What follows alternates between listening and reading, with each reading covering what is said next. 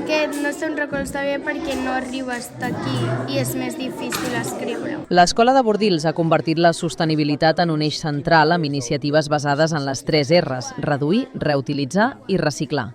Un dels exemples més destacats és la Prollapis, un invent dels alumnes de primària que permet allargar la vida dels llapis fins al final. El sistema reutilitza retoladors gastats per convertir-los en suports que faciliten aprofitar els llapis curts. Això ha permès reduir residus i també estalviar diners. El centre deixa de comprar prop de 300 llapis cada curs.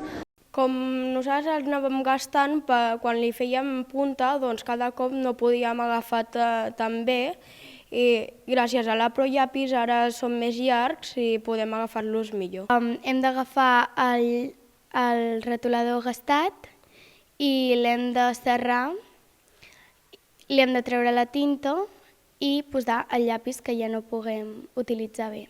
Els camions no estarien tan plens i no vindrien tants de camions i no contaminarien tant.